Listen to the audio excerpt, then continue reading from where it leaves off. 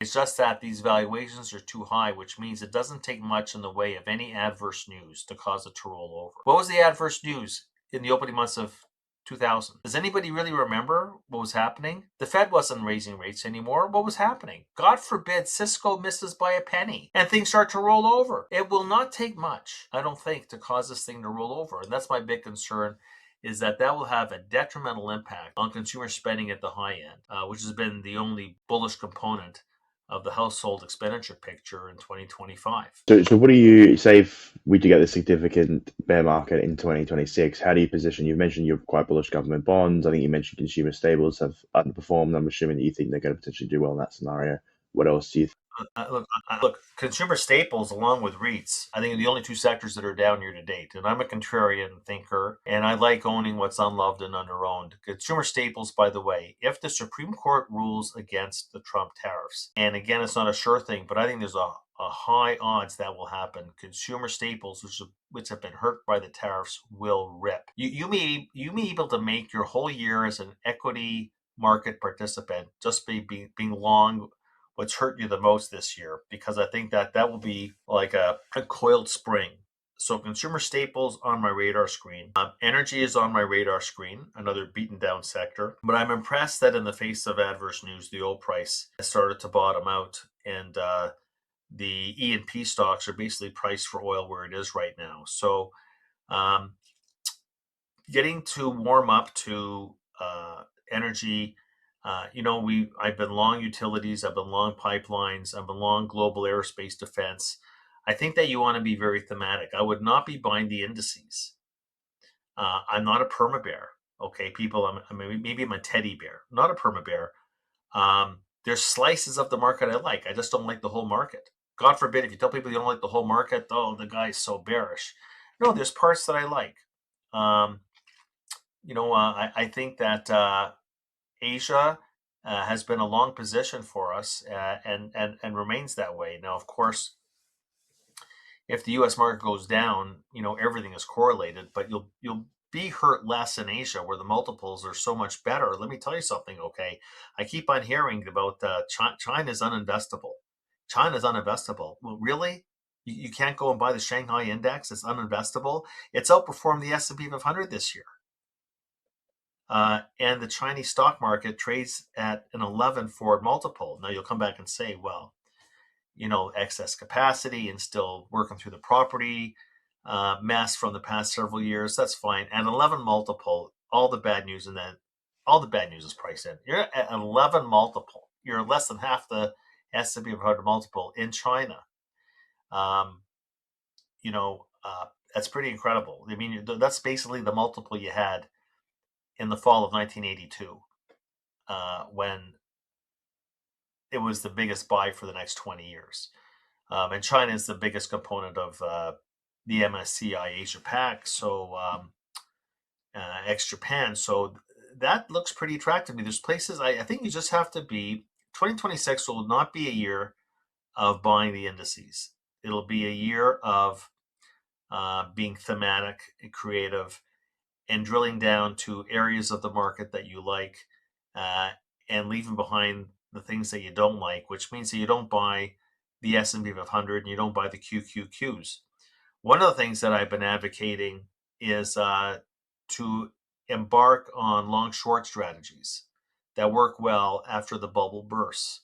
Like, for example, go long the equal weight S&P and barbell that with a short position on the market cap S&P. You can go long value and short growth, which is working out, especially the past month. Go long the Dow and short the QQQs. Have this barbell trade.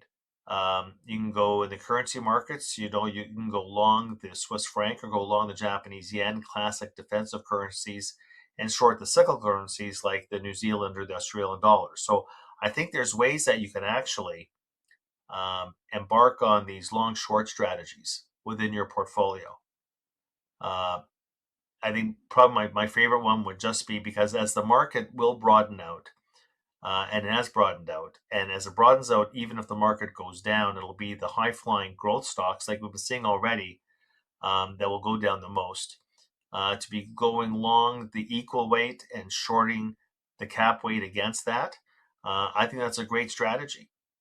And so thinking creatively out of the box, that is what's going to make the difference. And I would say also make sure you have cash on hand. Look, I think we have to sit back and think about what Warren Buffett has done. Now, I've never met Warren Buffett, but I know people that know him and know him well. And although the leadership is changing at Berkshire Hathaway, he has not lost a step. I gave a presentation in Toronto to a group of financial advisors, and this one 30-year-old, when I brought up Warren Buffett's name, totally smacked me around that Warren Buffett doesn't know what he's doing anymore, that he's lost it. To which I'm saying, really, really, the guy who the government went to in 2008 to save the system because he had liquidity, that's the guy you're talking about. Because he's what? Because he's old? You're old means you're wise and you have experience, which Warren Buffett has. I think that we should all ask the question, what is Warren Buffett saying that the typical Wall Street strategist, analyst, economist is not seeing? Why is Warren Buffett sitting on a hoard of cash of $380 billion? Why is Warren Buffett sitting on over 30% cash asset ratio right now? It's never been that high. It's never been that high. So what's he saying that nobody else is saying, except maybe Jamie Dimon? So I would say that you want to build a liquidity buffer, because once this bubble bursts, and all bubbles burst, there's no sense trying to time it. Are you really going to, at this stage, chase nickels in front of the steamroller? I think that's a pretty bad idea. Make sure, if you're going to do anything for 2026, for you and for your family and for your friends and for your clients, make sure you have a liquidity buffer. Because you want to be alongside Warren Buffett to pick up those pieces when things roll over, as they always do. I'm telling you, what you talk about 2025, what unnerves me the most is this pervasive belief, ingrained belief, that the market cycle and the business cycle are dead, that recessions are relics of the past, and that we will never see a bear market again. And I'm telling you, that is become an endemic belief, because the buying the dips have kept on working. We were supposed to have a recession in 2022. It never came. So people think that things are so much different that Mother Nature has died. But Mother Nature never dies. And everything in life, whether it's your personal life or whether it is your commercial life or whether it's just the seasons, everything in life works in a balance, and everything moves in cycles. And the markets move in cycles.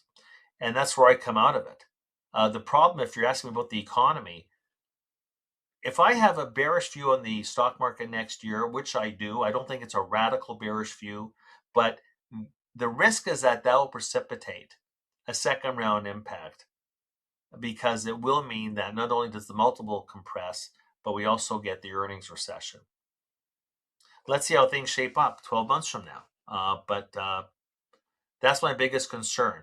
On top of that, I'm respecting what Warren Buffett is doing. I will basically be happy to place my bets alongside his. And if he's over 30% cash, we should be at least sitting back thinking about what it is that he's saying that nobody else is. That's my theme for 2026.